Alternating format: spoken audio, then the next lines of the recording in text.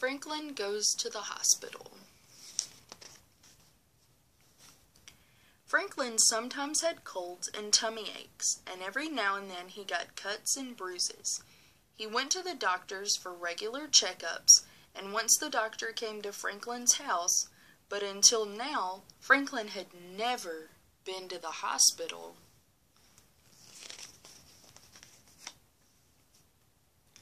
Franklin and his friends were playing soccer. The ball was kicked to Franklin, and it hit him hard in the chest. Ugh, he groaned, but he kept on playing. That night at bath time, Franklin said, "Ouch," when he dried his tummy. His mother took a closer look.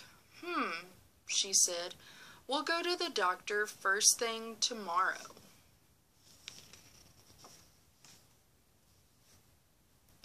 With gentle fingers, Dr. Bear poked and prodded Franklin's shell. She discovered a small crack. "It isn't serious, Franklin," she said, "but I have to put a pin in your shell to help it grow properly.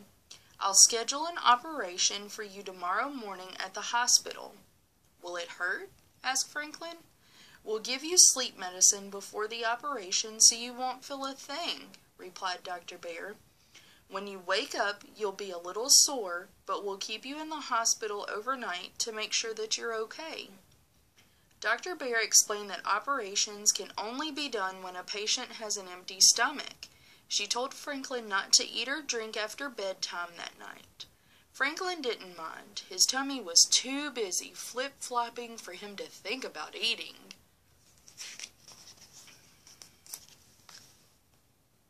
After school, Franklin's friends came to visit. Franklin showed them the book about hospitals that Dr. Bear had given him. Fox pointed to a picture and asked why everyone was wearing a mask. "Masks keep germs out of the operating room," explained Franklin. "Are you scared?" asked Beaver. "Of course he's not scared," replied Bear. "Franklin's very brave." Franklin didn't say anything.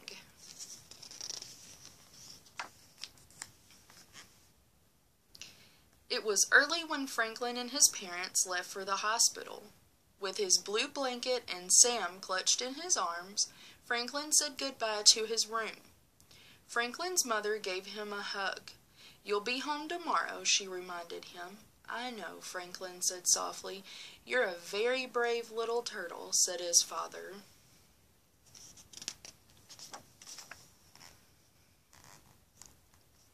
At the hospital, Franklin was given a bracelet with his name on it. Then an attendant pushed him down a long hallway in a wheelchair.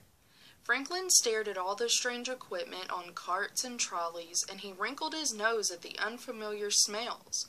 As they went around corners and through doors, Franklin kept checking to make sure that his parents were keeping up. At last, they reached Franklin's room.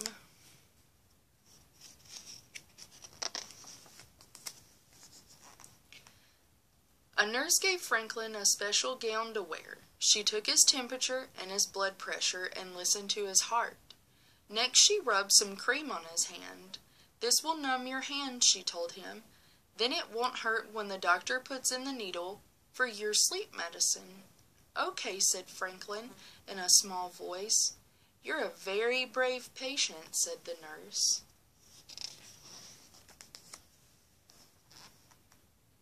Soon the attendant came back to take Franklin to another room. Dr. Bear was waiting for him. "We're going to take some x-rays," she said.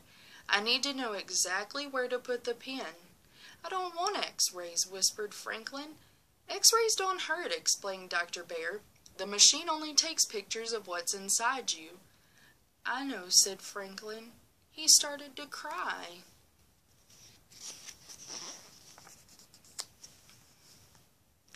Dr. Bear sat down beside Franklin. "Please tell me what's wrong," she said. Franklin sniffled. "Everybody thinks I'm brave, but I've just been pretending. X-rays will show that inside I'm scared." "Oh, Franklin," exclaimed Dr. Bear, "an X-ray doesn't show feelings. It only shows shell and bones." "You mean no one will know I'm afraid?" Franklin asked. "No one," replied Dr. Bear, but just because you're afraid doesn't mean you aren't brave. Being brave means doing what you have to do no matter how scared you feel.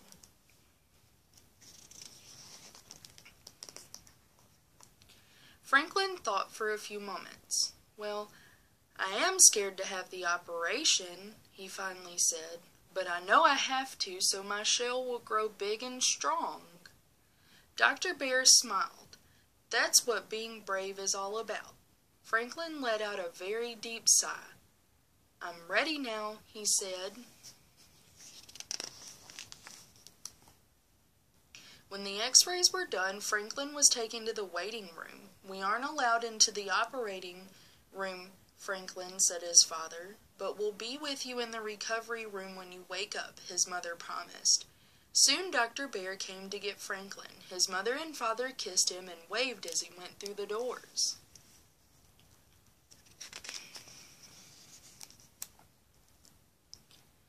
In the operating room, Franklin said hello to the other doctors and nurses. Dr. Bear put stickers on Franklin's chest and explained that this was how they would watch his breathing and heartbeat during the operation. Then Dr. Raccoon put the needle for the sleep medicine in Franklin's hand. It didn't hurt at all. When that was done, he asked Franklin to count backwards from 100. But I can only count backwards from 10, Franklin said. That will be just fine, said Dr. Bear. 10, 9, 8, began Franklin, and that was as far as he got.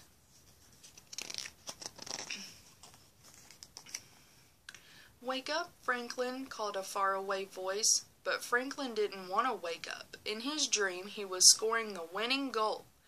Wake up now, Franklin, said his mother. Slowly, Franklin opened his eyes. He saw his parents and Dr. Bear, and then he remembered. I haven't finished counting, he said in a wobbly voice. But I've finished operating, said Dr. Bear with a laugh.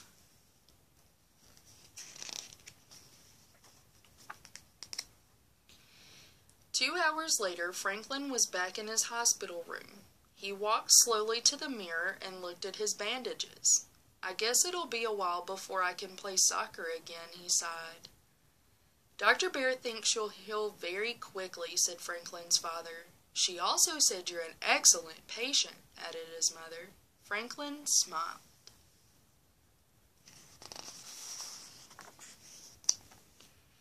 That night, after Franklin's parents had gone home, Dr. Bear came to see him. I have something to show you, Franklin, she said. She held up an x-ray. Is that me? He asked. Dr. Bear nodded. That's you, she said. Brave through and through. The end.